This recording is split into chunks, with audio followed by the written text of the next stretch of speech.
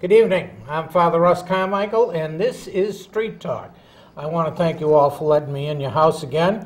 All those who support me and all the efforts we do and belong to Street Talk's organizations and stuff like that. To all my enemies out there, God bless you. Stay safe, please. You know, we like to rumble with you every now and then. Tonight, Dominic's not with me. He's took a vacation and we took an extra day, so he's down in Milford, causing trouble down there.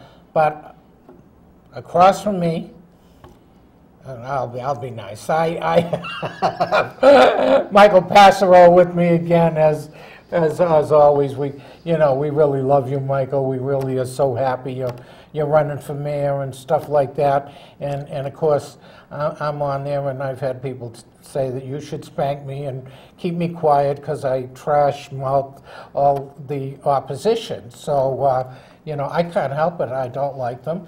I don't like what's happening in the city and everything else like that. And I think we need new leadership. That is from the heart, whether it's politics or not.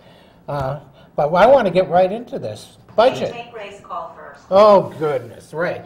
We got to take Ray's call first, of course, because he's going to be on the show in a couple of weeks. Ray, God bless you. How are you? Hello, Ray. Ray. God bless you. How are you? Hi, Father Russ. Hey, turn your TV down. The TV's got to go down, Ray, or I got to shut you off. Come on. That's a boy. Okay, you're going to be on my show in a couple of weeks. Hey, Father Russ. Yeah. All right. Yeah. Okay. Who's your guest? Huh? Who's your guest? Michael Passero. Hello, Raymond. Who's your guest? Michael Passero. You know Mike. Hello, Raymond. Hi. Hi, Mike. You know me from the Mike. Hi, Raymond. You know me from the How fire. are you? I'm good.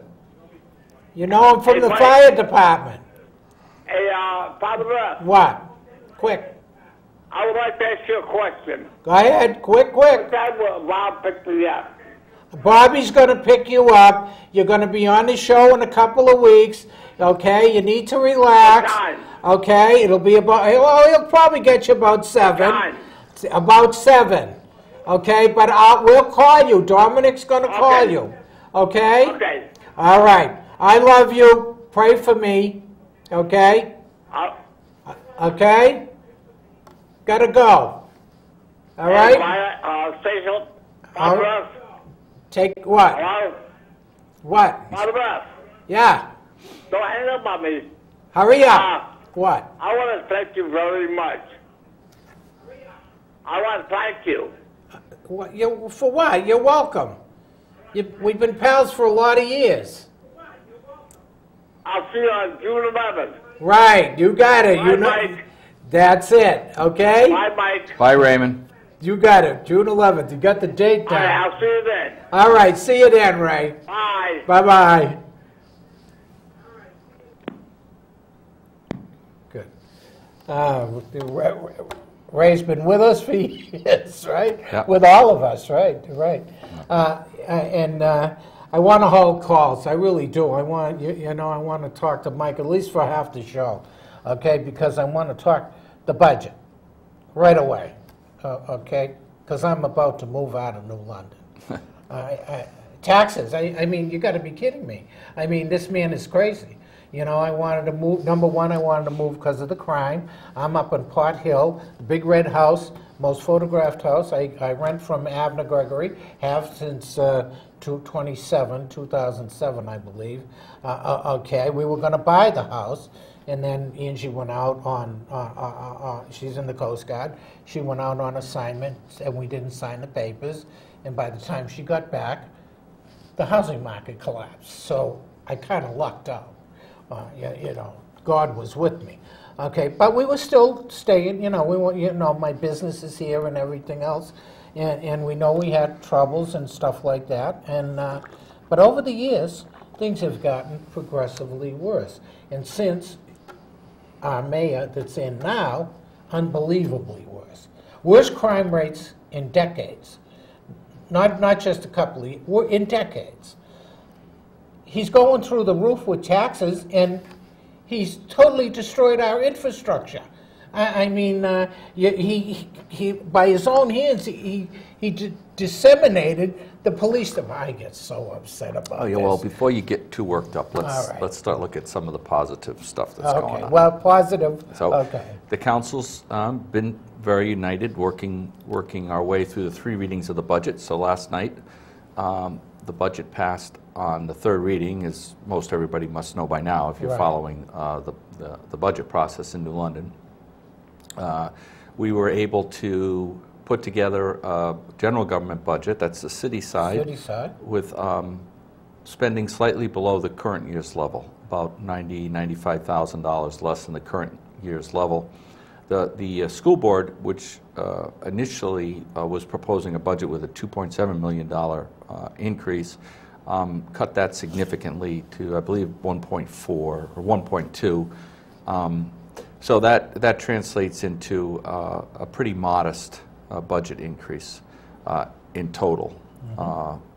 Unfortunately, I believe that's about a lot of numbers to try to remember in the last month or 2 months, but it's less than a 2% increase in spending, somewhere around 1.3% increase in spending. And unfortunately, that translates into about a 3.8% increase in the actual taxes that you're going to be paying. So, you know, I don't feel like celebrating, but considering what we were facing, the budget that was proposed to us, I think we've done a good job. Now, there's you know, there's going to be some criticism and accusations that we're doing the bad old thing of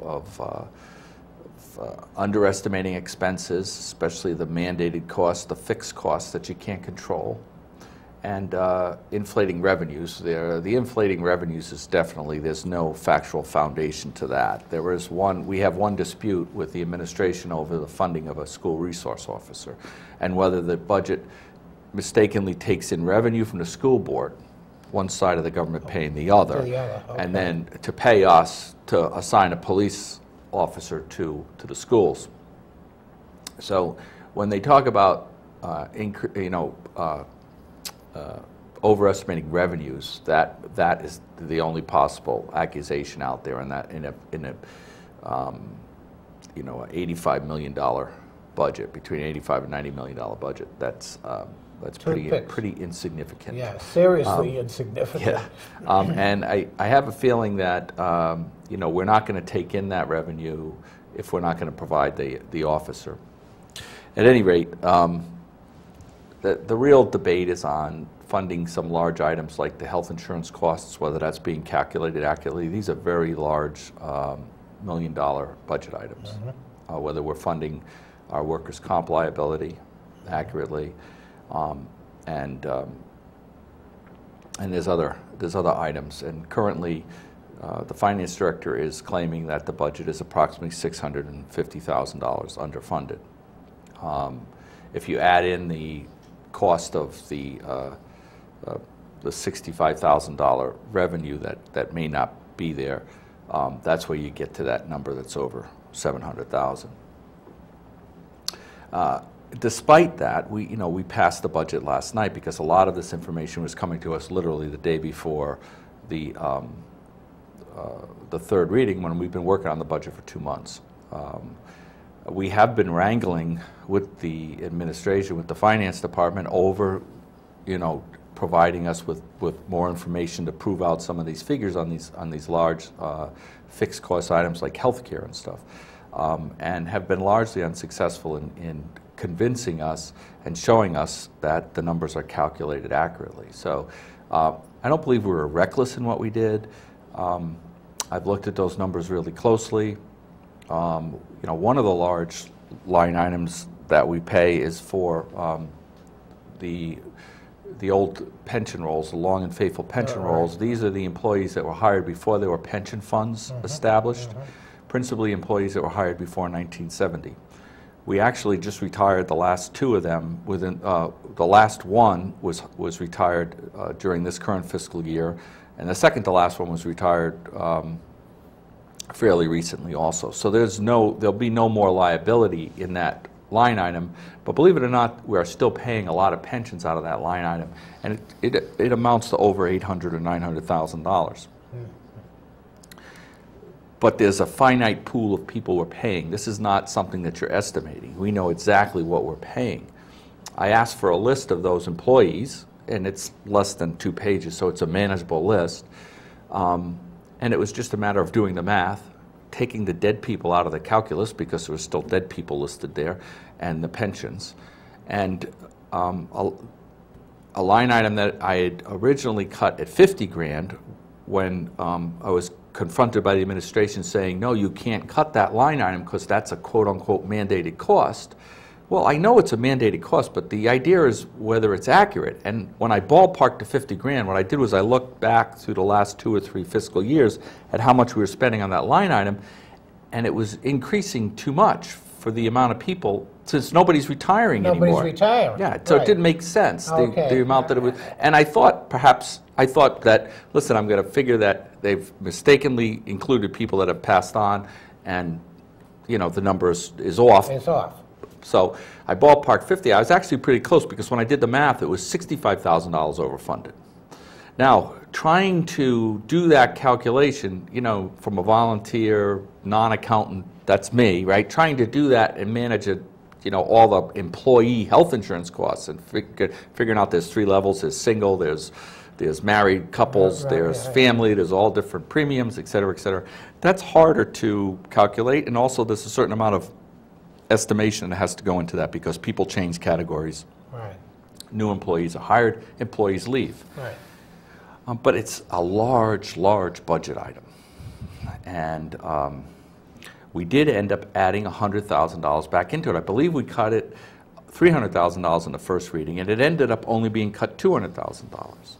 So, long story short, we're playing with a lot of numbers, making a lot of estimates, but to accept, and the day's editorial tomorrow seems to accept as fact, the finance director's calculations. Well, if you look at the last 2 audits, you'll find out that those calculations are not that accurate. No, they're not accurate to the amount that they're claiming, that a council budget that is less than $700,000, under what the finance director is claiming he needs, is reckless or irresponsible or threatens the fund balance. That's not accurate. I believe it's a reasonable budget, and it is attempting to meet the concerns of nearly unanimous concerns of the taxpayers in the city. The citizens of the whole place. Well, I mean, we have, listen, and I've got to take some blame in this, and share the guilt for being part of a government that in the course of 3 years, 2 of which I was council president, and I'm going to say in my defense, I fought hard those 2 years I was council president to limit the tax increases against enormous odds, and a much more popular and powerful mayor at the time, proposing much larger tax increases than we eventually passed. But in 3 years, the taxes have increased 20%. That is significant, and I think that's irresponsible. That is irresponsible. So the risk now is, after all this work, and with perhaps the paper turning against us, we have to hold together. The council has worked together strongly, and we have to hold together. And if this veto is budgeted, despite the fact that it was passed unanimously, we've got 7 city councilors representing the citizens of the city. We've looked at this budget. We've worked with the finance director. We've been on the front lines. We understand it better, I think, than the paper does, quite frankly, or any critic might, unless you show me that you spent as much time with it as we have. I believe we've passed a responsible budget. If it's vetoed, we should override the veto, and we should move forward. And we have to police it, and the administration has an obligation to stay within that budget. I do not believe that budget it requires running a deficit in this coming fiscal year and threatening the fund balance, because the budget includes fund balance replacement money in it. It includes $250,000 specifically just to put into the fund balance. Okay. you know, there's so many moving targets and so many places that savings can be achieved throughout the year, even within this tight budget. That's what I'm hoping the administration will do. We certainly don't want to make the mistakes that were made in the last transition year, when we had half the year was a city manager government and half the year was the new form of government. We're in a transition year this year with an election, and I think it's really important for the finance office to hold the department heads to the budget that they've been given and expect them to stay within it. Well, from a consumer, from a citizen's perspective, okay, everybody yells about me and my politics. We were considering buying a house here, okay? Except with this type of tax increases, with what's going on in this city, from, you know, we really wanted to stay here. We have a business here and everything else like that. It's like crazy. I mean, this man wants to increase the taxes to an outrageous thing when I don't see that from a citizen's standpoint, I'm not getting anything. I'm not getting police protection. I mean, the health and safety of my family is a major concern. We are, as I've quoted, we are the #6 most violent city in Connecticut. #6. FBI statistics, Homeland Security, state police. For some reason, this administration has problems with numbers.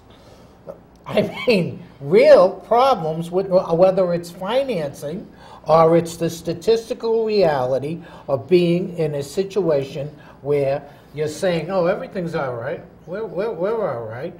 And what they think we're all stupid. They must think business people who want to move into a city are stupid and don't do background checks, research.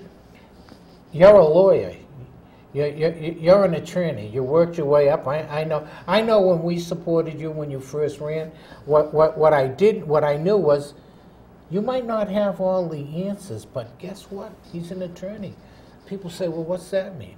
Well, you spend a little bit of time, what do they call that? Learning to shepherd. You learn to research your stuff. Oh, shepherdize. Shepherd. Yeah, well, I say shepherd because, yeah. Shepherdize, research the law, know how to get at things. Okay, you're not a budget person, no. But you're... I'm getting there. Yeah, I was just going to say, right? You're learning on the job, right? Yeah, this would be this is my 6th budget. Yeah. So it's certainly the one I've worked hardest on. Well, in the council, if it wasn't for the council and I guess maybe your leadership with others, our taxes would be higher. Well, I don't want to underestimate the fact, and I pointed this out at yesterday's meeting, and actually a member of the Charter Review Board contacted me and said, we heard it. We heard you, and that is an issue. And the issue is that the council isn't given the tools that it needs in order to fulfill its responsibilities under the charter. You know, the council's responsible for passing the budget and managing the finances. Council has the power of the purse, but it doesn't have have the weapons to have that power. I was just going to say, don't you need to know what's in the purse? Well, we can't. You know, as talented a person he may be, and as personable as he may be, I mean, I have a good relationship with him, and people know that. They don't understand how I can have such a good relationship with him, but yet we're adversaries.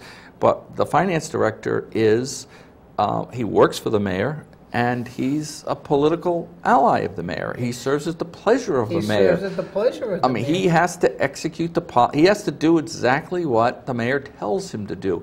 So what's the only resource the council has to do its job? The same person. The same person, right? Think about it. It's impossible. So, you know, I mean, Jeff Smith knows what Michael Passero wants done, but that doesn't matter to Jeff Smith because he doesn't work for me. No. He doesn't answer to me. And so he's not going to help me to achieve the goals that I want to achieve in this budget. And that's the difficulty you see. And that's why I think, you know, to the extent that I read tomorrow's editorial in the paper as unfair, that's where it's unfair. It's not a level playing field. I think the council did a really tremendous job, considering that we have to fight to get every little piece of information, and it's almost like litigation. It's almost like discovery. I have to, you know, serve interrogatories. Yeah, exactly. On the right. and on if, the other and, side. and you know, if you don't know the question to ask, you're not going to get the information you need. Answer, right? So it's not the way the process should work. Building a city budget should be a collaborative process. Right. It should not be an adversarial process. Absolutely. And in New London, under the new form of government, it's an adversarial process that doesn't work. It's broken, and so that serves the taxpayers not well at all. No. So we're not going to get the best use of our dollars. Well, where else? How many other good things do we have to say about what's going on? No, I think there are a lot. I think there are a lot of good things going on in New London right now. I feel a lot of. I really feel a lot of enthusiasm and optimism. I mean, everywhere I'm going, which is a good thing. I mean, people in New London are resilient. Listen, come on. You know, we talk about the potential for the city, and there's you no know, question about it. and I mean, that's why I heard. And I'm laughing because, you know, we will realize it someday, but it gets to be. You know, here I am banging away, and I know a lot of people have been yelling this week, and I've been on about the drug stuff and the criminal activity and all that stuff, because I live in areas where rat-a-tat-tat, rat-a-tat, and they're not fireworks go on. So, okay, and I've had within my block area a lot of violence and stuff like that. Where there are other parts of the city which probably haven't had crimes or violence in God knows how many years, okay? But that's not the reality of where I live and where I would have liked to live. So, you know, but while I have an administration that denies all these things that happening, there's another part of the city where things are not good at all for that part of the city and the people in those parts of the city and stuff like that. However, I am aware of the potential and the great potential of what's maybe coming down the line, and I'm also aware of the type of responsible leadership that have to be in place for that. I mean, you know, you have to have honest leadership. Right. So I feel like people are starting to feel empowered again as we prepare for this election. Certainly you saw it in the business district downtown. Mm-hmm. The city center district really mobilized, and these are the businessmen that are surviving down there. Mm-hmm. And this is the business community that we have to rely on to help us fill the rest of the storefronts down there. Really, most of them. I mean, it's one thing that has not worked out in the last 3 years is improvements in the downtown area. The city center district is not discouraged, though. The ones that are left, they're feeling, I think, energized and empowered. They really participated in this budget process, which helps to make it work, along with, you know, various other elements of the community. But I see groups like that as what's going to drive us forward. You know, there's a lot happening that you don't necessarily hear about, but it's long-term people engaging in long-term efforts. You know, right. For instance, the violence we just had down at the Thames River Apartments. Right. Well, you should know that through Attorney Reardon's pro bono litigation on behalf of those tenants, that situation is there's a plan, and they're working on a plan with the Housing Authority, and that situation is going to be rectified. those towers are more than likely going to be taken down, and there's going to be a different model of affordable housing that takes place, and that's important. That's something that had to be fixed in our community, something that's already been fixed everywhere else in a lot of other places in the country where they made that mistake, because that was a failed. It was a failed effort. Yes. A failed effort. Right. You know, on our waterfront, we got things going. You know, and I understand Barbara Neff and the other groups have a summer full of entertainment going on. We've got the Coast Guard Summer, which is getting national attention, and it's state endorsed. You know, this is the Coast Guard Summer is a state event, but New London is the center of it, obviously. Yeah, exactly. So it's big. A lot of people are going to be hearing about New London. Absolutely. You know, I wish I could snap my fingers and dress the town up overnight, because that's what we need to do. We need to put our best face Well, you know, forward. as Coast Guard family, and I got you know, my youngest serves as an officer, but, you know, I've got 7 enlisted in the, I got 7 enlisted people in the Coast Guard serving right now, right presently. My daughter an officer, my cousin's kid an officer, graduates of the Coast Guard. I mean, we're big on Coast Guard, we're big in military, but really big in the Coast Guard. And there's a family network that maybe people don't know about in the Coast Guard. There are a lot of people concerned, you know, with the museum going there, and when they know that that's a big deal. Okay, so. You know, and so it's my investment from a family member is I want the people coming here to be safe. I want an operational police force that is staffed like they should be and not gutted. Okay, and I don't want no mayor telling me that it's okay. Okay, that oh yeah, everything's okay, when in fact it is not okay. And every statistic. Justice statistic states that it's not okay. I don't care about his perception. Well, I think at this point, with 3.5 years' experience under our belt in that category, I think you're just going to have to wait for a change of administration. So, just be thankful that that's 5 months away. So, on that, you know, there's no sense beating a dead horse there. That situation has existed for 3.5 years. It's not improving, and it's not going to improve. Unless you get a change of administration. Well, listen, I'm on the street, and I'm not worried. I believe we have a safe city. I would like to see more support for the patrolmen we have on the street. But they're doing a great job, and the officers we have are doing a great job. Yeah, so I'm okay. We'll get them the support they need eventually, you know. But let's go back to the positive. Things, okay? So, you know that, you know, we're getting into the summer season. Right. And we had a presentation by the rec department, specifically the youth services wing of that. And I don't think people are aware of all the programs that we offer the youth in the city to keep them busy in the summertime and to provide opportunities for them. And it's enormous what we do. I know it's enormous, and why don't you think that people don't know? I mean, the sports, everything that goes on. You know, it's understandable, because unless you have children, you certainly, you know, when I wouldn't.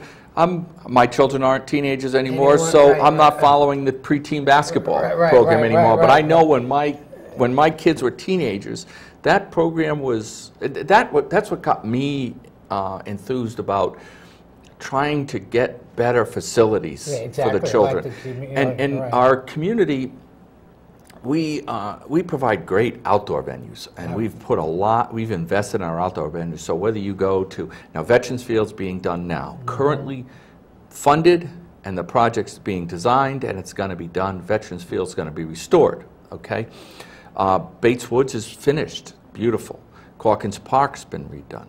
You know, you look at and the sports complex. We're going to finally have a ribbon cutting grand opening. Of course, it's been open now for at least one season, but we still haven't done the official, because any big construction project like that, there's all these little pieces that still aren't getting done. This isn't, you know, warranty issues, but That sports complex at the high school is just, you know, it's the toast of the area. Anybody will tell you what a beautiful complex it is with the 2 turf fields.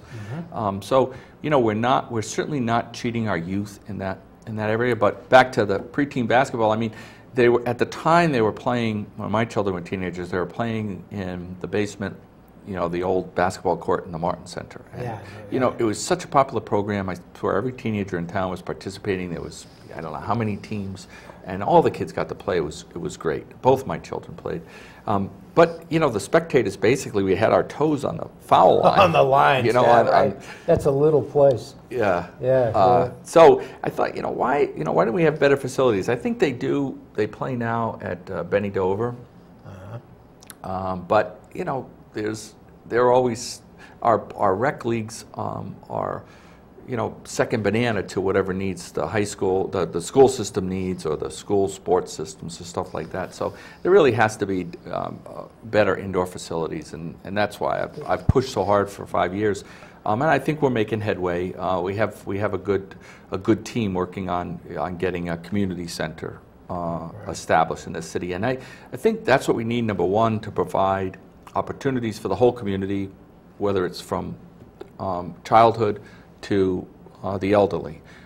Having an indoor recreation facility is important to a community, and it's also important to a community's economic development. Yeah. You know, it provides jobs. It provides the quality of life element that attracts people to a community. One of the first, I do a lot of traveling because of my law practice. So, you know, I'm in Waterbury, I'm in Middletown, I'm in Southington, and all these cities in Westerly, I'm not in Westerly, I don't practice in Rhode Island, but I'm in Westerly because Westerly's sort of a sister city with us, you know. Right. But, you know, they have a beautiful YMCA. All these cities have that. Exactly.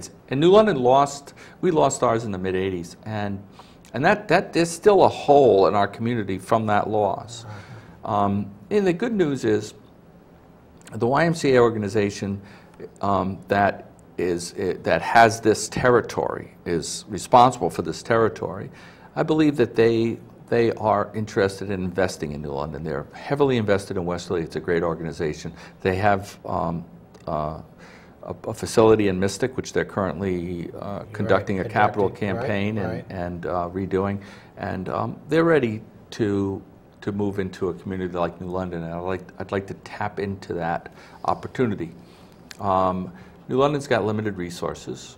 I don't believe we should endeavor to have a facility that's going to depend on its health, depending on the budget process every April and May. Everything we're going for now, we're fighting over whether we're going to be able to fill up the pool or turn the lights on, you know, in the community center. So I mean, you got to do a private type of. I think the way to go is a public-private partnership, so that we get what we need, and the Y gets to fulfill their mission, or another partner. I mean, there's the Boys and Girls Club, there's any number of partners, but this is the way it's done in other communities, and that's what New London should look I think where I grew up, I think Newton, I think it was a combination between the Y and the Boys Club. The girls, well, I don't know if they had the Girls Club at that time, but I think that was the kind of partnership we had, that I grew up around and was able to go that kind of facility. It was even way back then was a joint facility where I came from. My current vision is a facility built on the piece of land that's currently just an eyesore in the neighborhood up there, abutting Veterans Field, which is the old Edgerton School property. The city doesn't own it anymore, but it would be a perfect spot to build a facility. Were they going to do something up there at one time? The developer that owns it is a very experienced developer. I believe if anybody could turn that property into a revenue-generating piece of property, he would have been able to do it, and it hasn't happened. And it didn't happen, right? No, and it hasn't happened. And the school hasn't been demolished. I mean, if you go by the property, it's just disgraceful. It is. So it's pulling the neighborhood down. We're investing in that field next door, which is, by the way, a historic field. The old Morgan Park. So, and there's a lot of history there. So, that's, by the way, that's a perfect spot, because for our kids, you're in walking distance from the high school, from the middle school, Yeah, from the elementary school, Jennings. yeah, yeah. If you think about that location, it's Yeah, perfect. it is, yeah, right. But what's also good about it is, to sustain a facility like that, you need a membership base. And you draw from a 5-mile radius around the facility. That's as far as people will drive to go to their chosen recreation facility. So we've got it perfect because it's right off the highway. So you can draw from the surrounding area. Surrounding town? Yeah. The radius includes the city of Groton. The radius includes the suburbs in Waterford. Yeah. And there's nothing really competing with. If you, I would encourage anybody to see the vision that I have by simply going to Westerly and see what they have there. See what they're doing there. Yeah, it's amazing. Yeah. Well, that's you know, that's a good thing. I mean, obviously. It's a goal to work. It's a goal to work towards. Well, there's a lot of goals to work for, and you can't. You know, the key to this is, perseverance. Yeah. And you know, another. You need a vision. Another group. Okay. See. There's I believe somebody asked me about they said I'm Michael Passero. He's one of the old boys. He's one of the good. He grew up here. I said, yeah. I am getting a little long in the tooth. Yeah. I said, yeah, he did grow up here. Who better? See, from my perspective, I said, who better? I said, not only does he serve the community as a first responder, as a fireman for a year, educated himself as an attorney, but he did. He grew up here. Who better to understand his city? I mean, I don't look at that as negative. I look at that as one of the positives. If you weren't an open person, and I've watched you since the time we decided to support you. I didn't know who you were or anything else. The fireman thing, because we have in the family, was key. But it was the attorney stuff that really said, "Wait, this guy should know what he's doing." I didn't say he did know what you're doing, but should, because that gives you a grind. I said, we need, I think this is the kind of person we need. And of course we followed you. And you're open to everybody. I mean, Spanish community, black community. I know I've had you involved in a few things over that were hot issues over the years. So, I mean, that leads me to say, this is the kind of leadership I'm looking for. This is the person who knows what needs to be done here. Good evening. You're on Street Talk with Father Russ and Mike. Hello, Father Russ. I just wanted to thank you and Mike for having such a good show tonight. Covered a lot of material, covered it really plain, made it very clear. So I think that was a really good job. I did have a small question for Mike. Is what would he think about putting the finance director under the city council instead of under the mayor? That's a good question. I don't want to just shoot from the hip on this, and because I haven't completely thought through the issue, but at the very least, there has to be a position that reports to the council.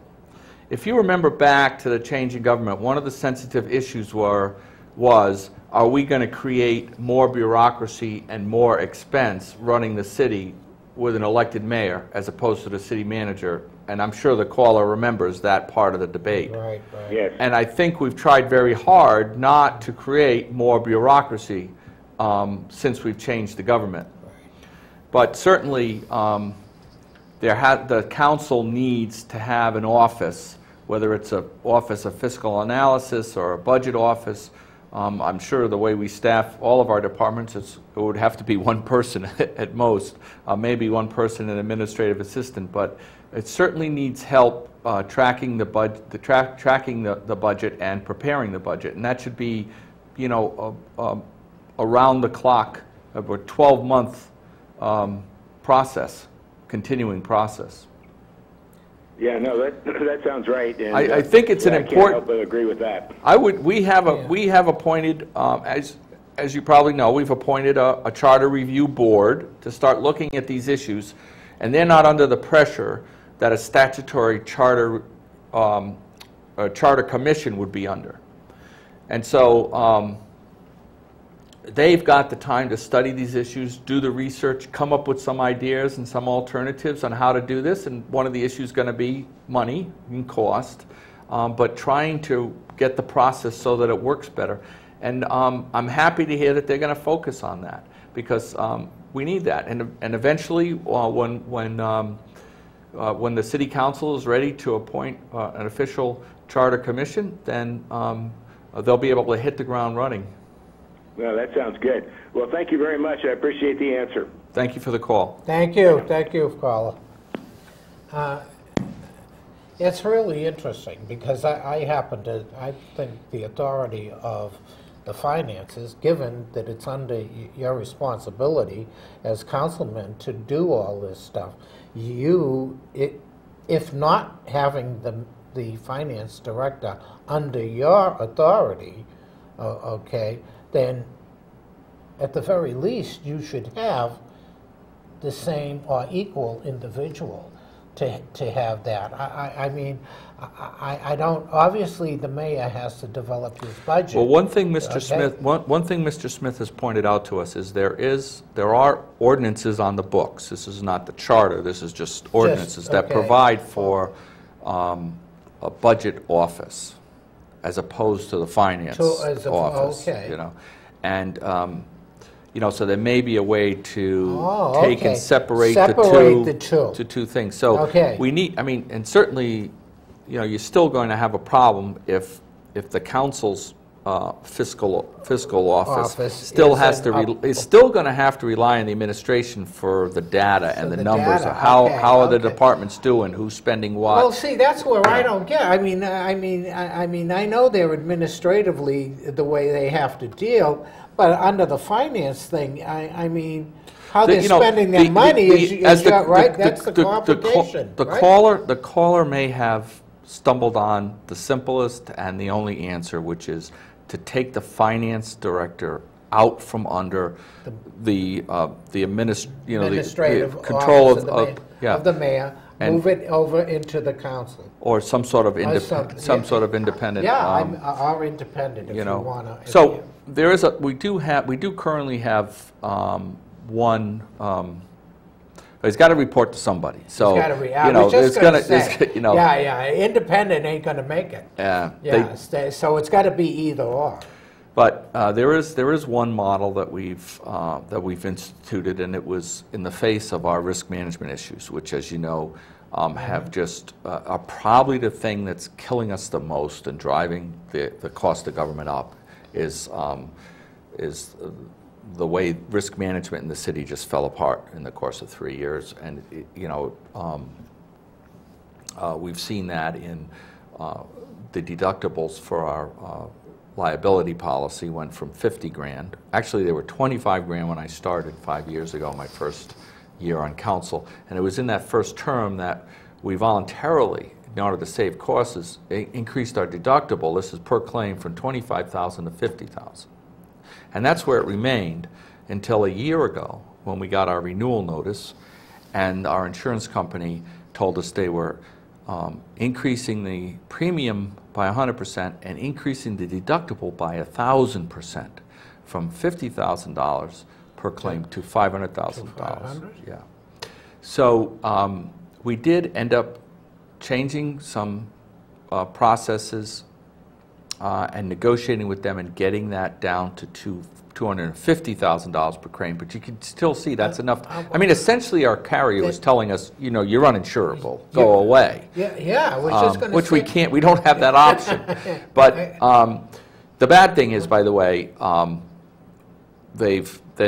guess they're not impressed because the renewal for this year, which goes into effect July 1, the deductible's going up to $500,000. Now, this is an enormous expenses built into this budget, and that isn't, by the way, a cost that the council cut. So, you look at the chart of our insurance costs like that for the liability. Why? Now, here's what let me get back to how I'm tying this with the finance. So we decide to hire this professional. Right.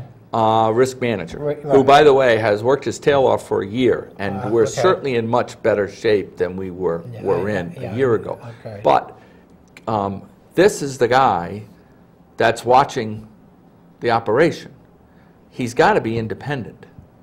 So the council hired him as a consultant under a contract. Right. He's not within the authority of, he the doesn't law. report to the mayor. The mayor cannot fire him. He has a 2-year contract. Okay. He has a job to do, which is to get our risk management house in order. You know, whether it be liability issues that led to that unfortunate death at the of Floyd Smeaton. That's what I was digging at, right? You know, risks around the city. Okay. You know, most important is controlling, or one of the most important things is controlling our workers' comp costs, Right. and making sure our employees are safe and not getting injured. Right. So that's an important part. That's a big deal. Yeah. Yeah, that's a big deal. Most people don't understand. That's a huge, big deal. Now, I have confidence in what the risk manager tells us in his reports to council, because I believe he's insulated from any kind of influence from any part. I mean, he has his own professional reputation, and he has a contract and a job to do. So. Yeah, well, okay. So that's Now, I'm not sure, you know, but there's probably some sort of a model that we can adopt as far as managing our finances better. It shouldn't be, there shouldn't be this much confusion. There shouldn't be this much, we talked about it before, it should not be an adversarial process. The numbers are what the numbers are. There's going to be honest disagreements and debates, but we should be setting priorities. And certainly the problem with the process this year is the council was very clear. No. We've raised taxes 20% in 3 years. We're not going to raise taxes this year. We were clear and unanimous, and we got zero help from the administration to follow through on that policy. We set the policy, the council sets the policy. The policy was, no, we're not increasing taxes this year. Could we get help in achieving that goal? Zero. Absolutely no help. From 6 hours before the third reading, we were still being told that we had to increase the budget by $750,000. That's just not acceptable. It's not acceptable, and it shouldn't be acceptable to any of the citizens in New London. No, they elect the council. They elected you, and I voted for you to keep that down. I voted you for, you know, as best. I think there was some support, and you know, I think it was, you know, I never really bought into it. I thought we were always frugal. We managed our money well. We don't have a lot of resources. We're like the poor family. So exactly right. The poor family that manages what the little it has and understands that it doesn't have a lot is going to be more content, and it's going to be less crisis. And that's all we did. We had to do that. Yeah, right. But there was, you know, I think a lot of the community for the first couple of years might have bought into the fact that, well, we're not paying it. Maybe we're not paying enough. Maybe if we pay more, that'll make it work. Well, I think everybody's got to sit down and think, well, we're paying 20% more now. How has that improved anything? I honestly can't think of what more we're getting for that. We're paying a premium for a lot of mistakes, is what's happened. That's exactly what happened. A huge amount of mistakes, and costly mistakes. And we're paying for those mistakes, and you know, and I get mad and I get red and everything else. And so back on the good news front. On the good news front, when I went to the ribbon cutting at for Frontier, they took over the AT&T, S&ET, whatever anybody remembers the telephone company being called. But now it's Frontier. And I got to tell you something. Yep. Well, they've already got almost 70 jobs back. If you remember when we lost the call center jobs down at the state, down on State Street, they've already got 70 of those jobs back. A lot of local people that ended up moving out a year and a half, 2 years ago, having to commute to New Haven to keep their job. This company has moved them back in. I met the union president. I met senior vice presidents in the company, and they're a Connecticut-based company. They're Connecticut, so, right, I know. And they are, and first of all, there's a collaborative relationship between the union and management, which is always a good thing. Which is a good thing. You know they're that, working obviously. together. These employees are back. They've turned an hour and 20-minute commute into a 20-minute commute. Somebody that lives that far from New London, but there are people who are very local. And they're going, they're invested. They're going to eventually have over 100 jobs downtown. So that's great news. And this company wants to invest in New London. And so, that's just got to warm your heart. So there's great things like that happening. Yeah, and we should, as we go on, have a lot of great things happening and stuff like that. I'll try not to be as negative as I get. Well, you weren't tonight. I was pretty good tonight. Yeah. Yeah. Okay. I know that. See, people don't know. Michael says to me every now and then, Russ, you need to calm down a little. we are growing, and of course, my hope is a new administration. Okay. God bless you. Good to see you on the show. We're going to run next week. I want to say one thing. I got to make sure I say. Next week I got a guy in the trenches, Norman Pettis. Father's a legal guy and love. He is one of Connecticut's famous defense attorneys. I mean, he is really a guy that is something else. I know about him. I know about him. Father is seriously likes defense lawyers because of a background. But Dominic knows him and got him on for me. And he lives down in Milford. I think he lives in Woodbridge. And he's a guy after my own heart. So you need to tune in next week and hear my round table with Norm. And with that, pray for me. I need a lot of prayers. I'll pray for you. Michael, again, bless you. Thanks for having me.